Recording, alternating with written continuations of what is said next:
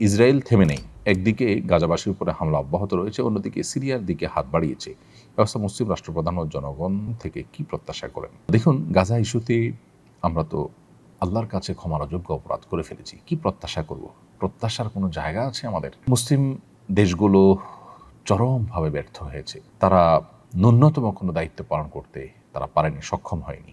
প্রতিবাদের যে শক্তিটুকু তারা ব্যয় করতে পারতেন, যেটুকু তাদের সাধ্যে ছিল, সেটুকু তারা করতে পারেন নাই। নানা কারণে তাদের পিছুটান, দুনিয়ার চিন্তা, আল্লাহর প্রতি ঈমানের দুর্বলতা এবং স্বার্থপরতার মানসিকতা, এই বিষয়গুলো তাদেরকে তাদের দায়িত্ব থেকে অনেক দূরে সরিয়ে রেখেছে। আল্লাহ তাআলা আমাদেরকে মাফ করুন, গাজাবাসীদেরকে উদ্ধার করুন।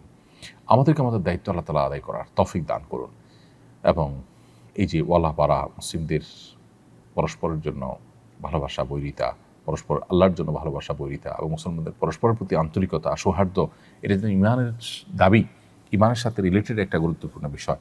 এর আলোচনা, এর পর্যালোচনা আমাদের সমাজে ব্যাপকভাবে বাড়াতে হবে। আল্লাহ তাআলা আমাদেরকে এই অপরাধকে মাফ করুন, এই জাতীয় অপরাধকে আল্লাহ তাআলা মাফ করুন, ক্ষমা করুন এবং আমাদেরকে আমাদের দায়িত্বকে যথাযথভাবে পালন করার তৌফিক দান করুন।